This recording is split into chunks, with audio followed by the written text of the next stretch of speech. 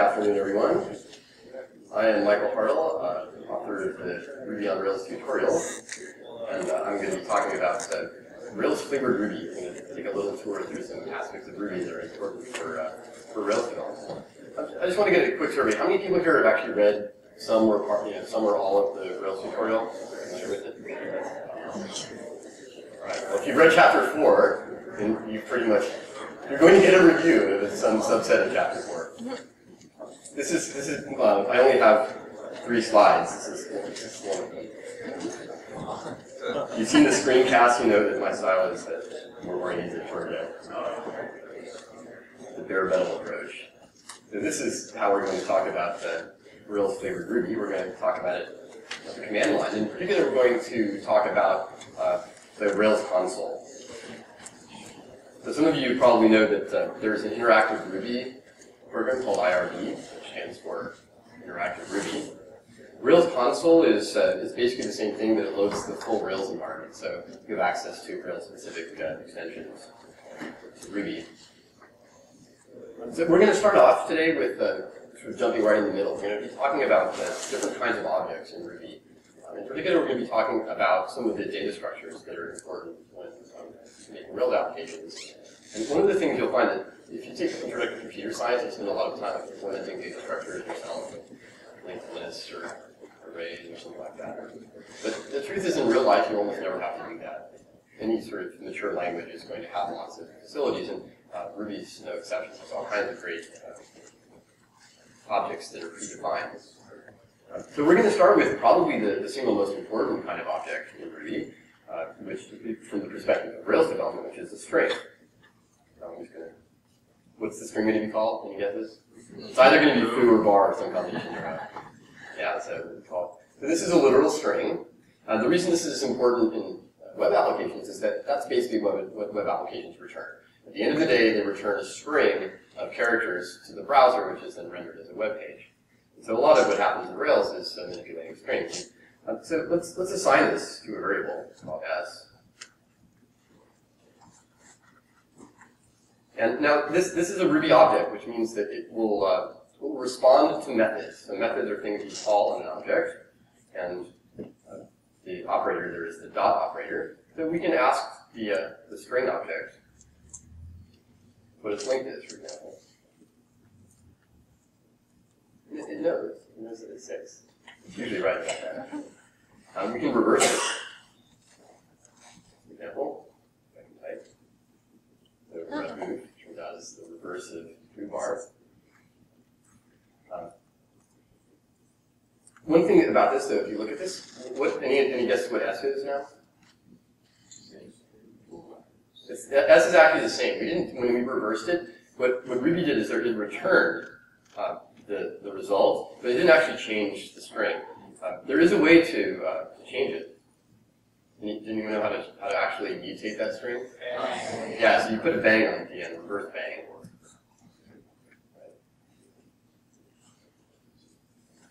And we'll see another example of that in a few minutes.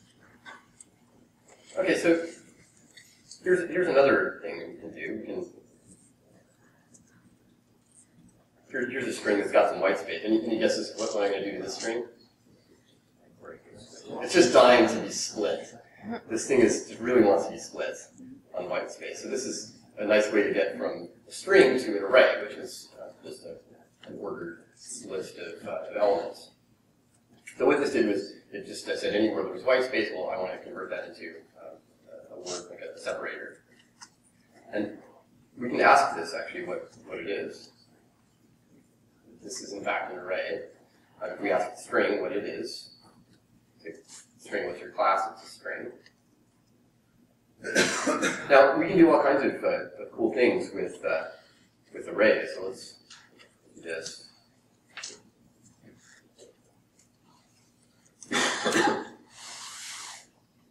So we can ask arrays what their length are, what their length is. It knows. One of the things that's really useful to know about arrays, though, and in fact any of these Ruby objects, is that there's lots of great documentation. So let's see if we can find it here. Let's see if I'm actually online. I've been experimenting with DuckDuckGo. You've seen this. You can actually bang Ruby to do a Ruby search.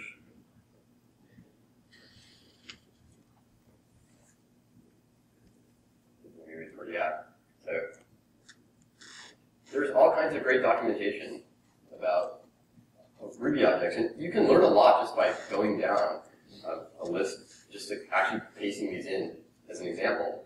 And one of the things you'll find is that if you know a bunch of these, if you sort of cache them, if you put them in your head, you'll be doing some programming and you'll realize, oh, there's this really annoying thing I want to do. So for example, you might want to shuffle the elements to get like a random element.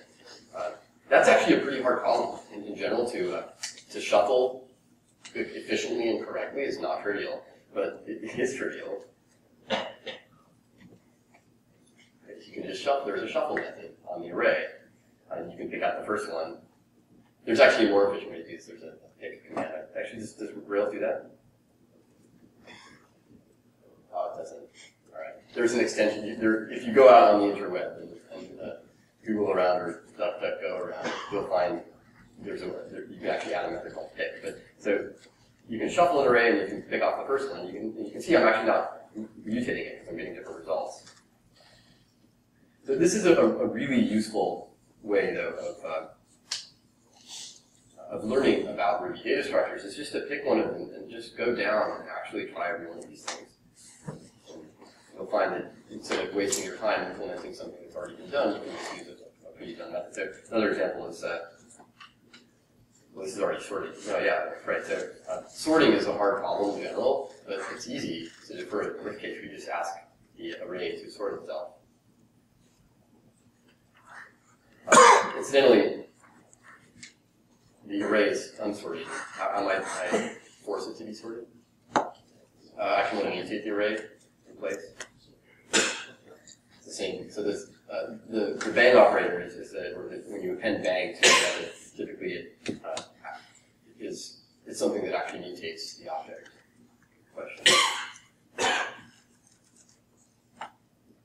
So there's one more thing that it's actually one of the things you'll come across when you scroll down these methods is you'll see that some of them are common to lots of different Ruby objects. So for example, map will work on all kinds of different objects.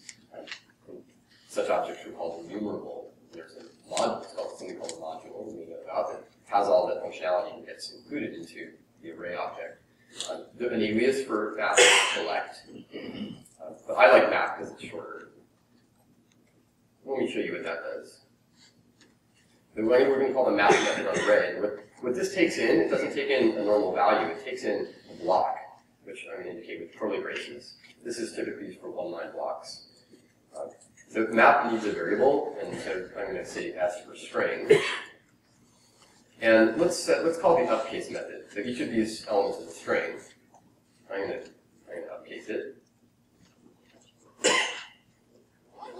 So what that does is it actually goes through the array and converts each of the strings to uppercase. So there's really no substitute for experience when it comes to blocks. I imagine some of you have already absorbed what blocks are.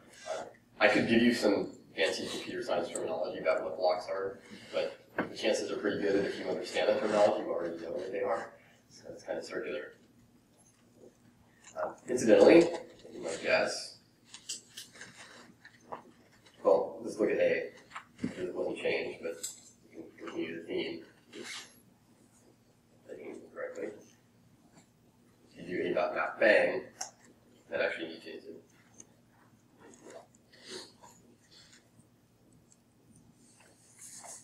But one of the things about arrays is that you can actually pull out one item at a time. You do like data first, pull out the first one. But you can also just look at this index. So like many languages, Ruby's arrays are 0 offset, so 0, they have 0 is the first element, and they have 1 is the second, and so on. Let's keep going. 2, anyone know what A3 is? Yeah, it's nil. So nil is the contraction of the Latin nil, which means nothing. So nil is a special object in Ruby that means nothing at all. Another one of the very important data structures that you'll find in Ruby is a generalization of this idea of an array, where the index isn't necessarily an integer, but can be a more general kind of object. In some languages, it's called an associative array. In Ruby, it's called a hash. And I'm sure many of you are familiar with this, but let's define a new hash. This is a little bit of a pun in Ruby. These curly braces have nothing to do with blocks. It's a little annoying, but that's the way it goes. So this is an empty hash now. In fact, we can ask it, are you empty? This question mark is a convention for booming methods that are either true or false. So in this case, it's true because hash is empty. And so let's talk a little bit about what these hashes are. Let's use strings as indices instead of integers. So this is, in this context, of a hash, this is called a key. So this h of foo is going to be equal to polybar, often is. And h of baz, anyone know what comes after this? Anyone know what comes after baz? Yeah, so everyone agrees that foo is first and bar is second. Baz is almost universal for the third, and then there's some variants. But the correct answer is flux with two u's, mind you. One u is not enough. That's not quite right. So let's take a look at what this hash is. So this is a literal representation of a hash. And so the keys, we have key foo, key baz, and the values bar and flux. And we can pull them out like this, you might expect from the way we did the assignment. H of baz is flux. But this is not idiomatically correct Ruby. It's perfectly functional. It works, but the right way to do this in Ruby is not to use strings as keys, but rather to use symbols. So let me talk about that. And in fact, in general, you would, especially for a small hash like this, you would define it explicitly in line. Let's do this. The problem with strings is they have all this extra structure. You can reverse a string, it has its length. But in the context of a key for a hash, what we really care about is just a label telling us what the key is. And so instead of, actually, why don't we just, so instead of this, why don't we just copy this guy? Just copy this. This is the literal syntax, but in extra spaces.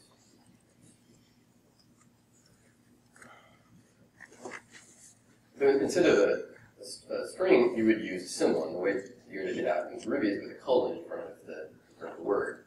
So foo corresponds to bar, and baz corresponds to flux. And this little guy here is called a hash rocket, and he's actually kind of sad for a reason that some of you, I'm sure, are aware, which we'll talk about in a moment. So this is the idiomatically correct way to define a hash with symbols as keys. But this still isn't quite right for the most modern Ruby implementations. Because this construction is so common, Ruby 1.9 defines a new way of defining hashes. Instead of putting the colon in front, you can put the colon at the end. You can get rid of the hash rocket. The era of the hash rocket, because it's fading out. So this is the most idiomatically correct way to make a hash.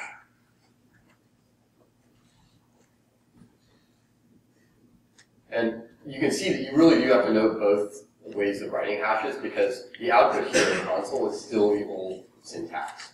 But this new syntax is really taking over, and I definitely recommend using it in your code. Some people don't like it, but they will use it in the end. It's inevitable. One other thing about Ruby data structures in general, if you come from a language that's a little less dynamic, you might be surprised to learn that you can actually mix types. So here we've got strings as values, but you can put anything. You can put like multiple different types in arrays. You can put in like a floating point. Perfectly happy with the combination.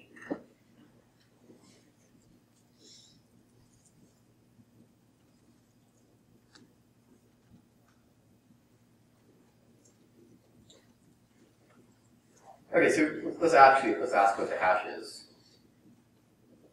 So the hashes are their classes as well, or so the hashes are their own class, which in this case is hash. So one of the things that you might be surprised to learn if you've done a lot of object-oriented programming is that when you're doing Rails applications, you very rarely define your own classes. But just to get a handle on what classes are, we're going to define them here at the command line, and then we'll slowly eliminate the need for our own personal class. So I want to investigate the notion of a palindrome. So a palindrome is, well, there are lots of more or less equivalent definitions. But we're going to pick a simple one, which is that a palindrome is a string, or it's a word that's the same forward and backwards.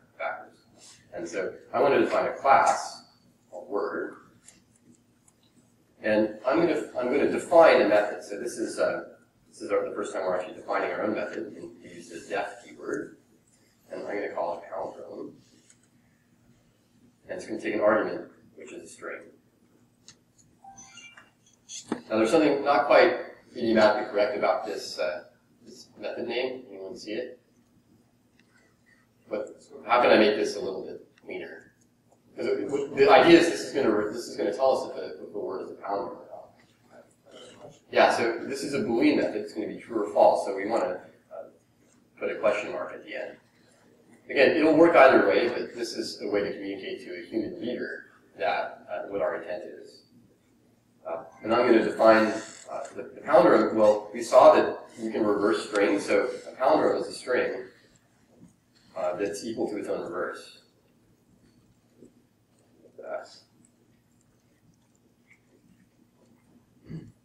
And now there's something important here. You might think, well, I want to know if the string is equal to its own reverse. This is not going to work. Because the equal sign is assignment in Ruby and lots of other languages. Now, that might seem obvious if you've been programming for a long time, but this is actually really weird if you think about it.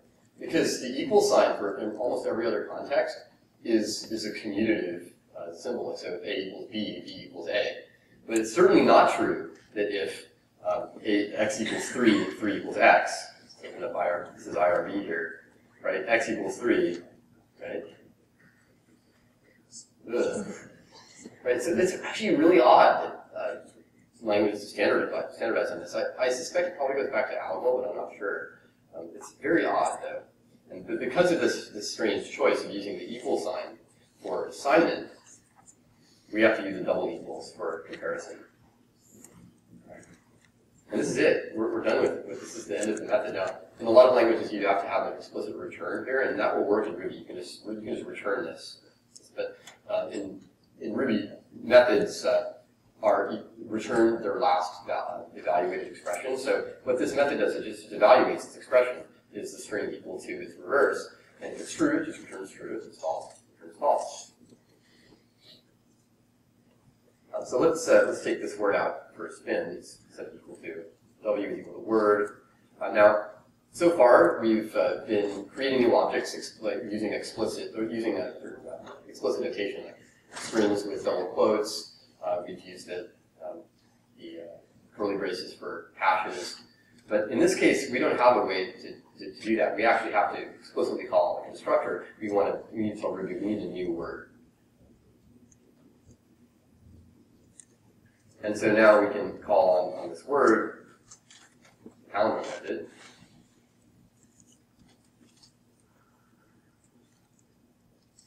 I'm using single quotes here for the string. There's a subtle difference between the two that most of you probably know about, and you can read up about that. If I have time, maybe I'll show you. So foobar is not a palindrome, but level is a palindrome. So if you look at this is actually a pretty stupid design if you think about it, because we actually haven't used this idea that it's a word at all. We just created a new word object, and then we've used the palindrome method that's attached to it. But we could have just defined this method as part of the session without this class word wrapping it. So let's think about what's really going on. Like a word isn't just an arbitrary thing. A word is a string. And so what we can do is we can actually inherit from a string and add a palindrome method to the class that inherits from string. So I'm going to do this is a magical incantation. You might want to avert your eyes. If we try to redefine a word, it'll break. All right. You didn't see that. You could exit out the console and then start it up again. So instead of having just a bare class, we want word to be a string. And the way we do that is with the less-than sign in Ruby. And we're going to inherit from the string. Now it's just the same thing. Except now the word is actually a string, so it doesn't need to take an argument. We can just leave it alone. And inside of a word object, we can access the string that represents that, that constitutes the word, using the self keyword. We can say, so this self is just whatever the string happens to be, whatever the word is. And it's the same construction, self is self equal to its reverse.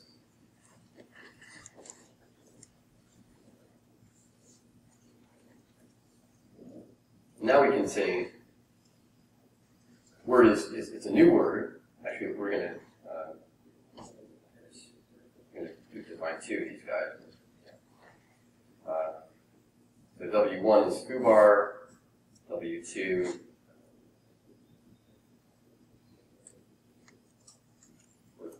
is level. And then we can say, is W1 a palindrome? It's not. What about W2? It is. So now so what about W1? What if we said, well, what's W1.length? That actually works. We have a W variable, which is a word. But there's no such method because it's just a bare class. It's just fact.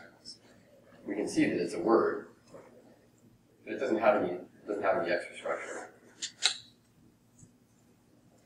But we can call the length method or the reverse method or any other method on these W1 and W2 because words are strings, so they inherit all of the structure of strings. So there's one more refinement that we can make, which is that if you think about it, the idea of a palindrome is a little more general than a word, right? So, for example, 1001 isn't a word, but it's a palindrome. And so it would be nice if we could actually just have the palindrome method be part of the generic string class, so that we could say something like this.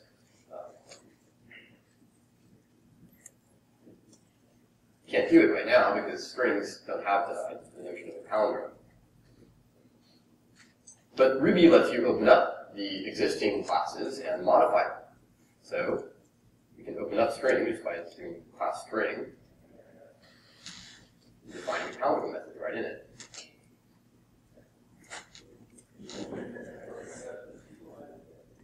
Same thing, self equal to its reverse.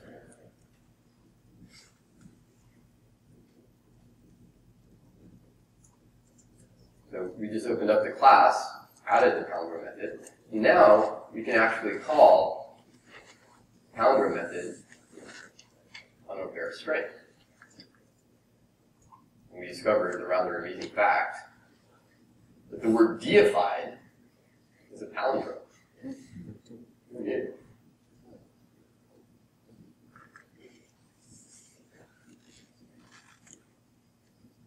So, as you might imagine, it's a little bit dangerous to modify a built-in class because if someone else comes and uses your class, they might be surprised to discover a palindrome method or that something else has been redefined. You can do all kinds of horrible things by redefining multiplication or exponentiation. So you shouldn't add methods to built-in classes without a good reason. But Rails has lots of good reasons and does cool things like, for example, it adds to the number class, fixnum, a bunch of methods, 1 megabyte, for example. This is useful if you're trying to control the size of, say, file uploads.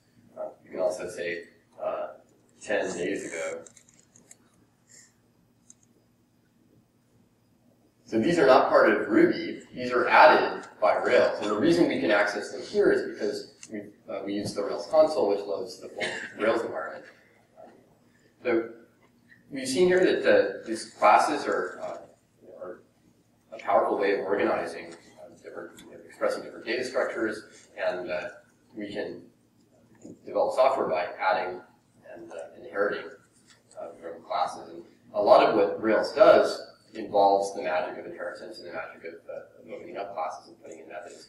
So one one of the things you'll see if you read the rest of chapter 4 of the Ruby on Rails tutorial is that Rails uses Ruby in kind of a weird way. And let me end with one example.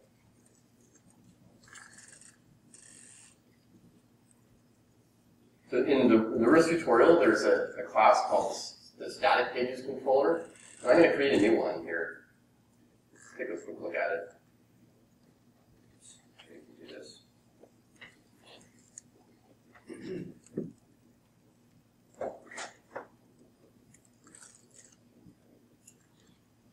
By the way, Brian was mentioning Sublime Text, which is what I use as well. I like it a lot. It's a static pages controller. And you can see that there are some methods defined in it. So let's take a look at, say, the about method. Just call the about method.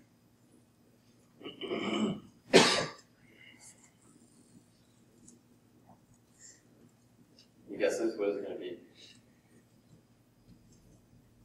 Got it. What is controller? What is the about method going to return? Calls a static page, or calls the HTML.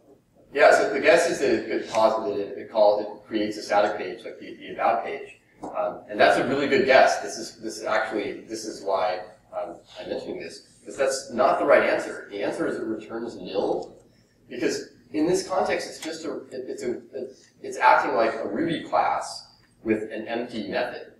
But in the context of a Rails application, it does exactly what you suggested, which is that this about method, when it's called, actually renders the about page, which in this case is about.html.erb. So the behavior of Rails is not the same as the behavior of vanilla Ruby, which is why I recommend, if you're mainly interested in developing developing web applications generally, that you don't need to spend 6 months or even a couple months learning Ruby in its entirety or in depth before you start developing web applications. So it's mainly, one of the reasons is because Rails does such weird things to Ruby that you might actually be confused by the behavior more than you'd be enlightened.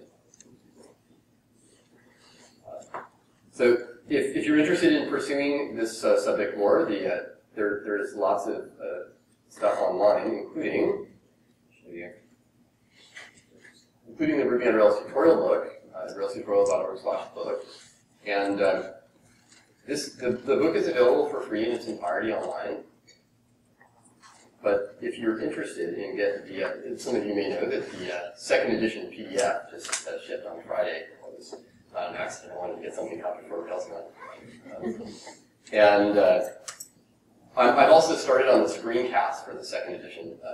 The first 2 lessons are out, and I'm planning to put lesson 3 up tomorrow. So if you're interested, there is a discount code for those of you who bought the screencast at full price like yesterday. I apologize for that. It's 30% discount code, but if you want to get this, the PDF I'm especially proud of in the second edition. I just fiddled with the fonts, and it looks really awesome on an iPad. I always wonder, why do people buy a PDF for a book that's available for free online? And now I know. It's because it's awesome on an iPad. It's like, wow, it's so much nicer than having to navigate on a web page. Like, it's right here. I open it up, and it's where it was the last time I looked at it, and it looks really cool.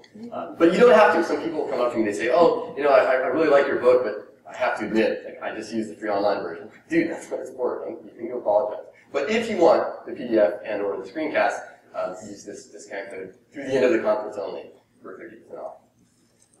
So thank you very much, and enjoy the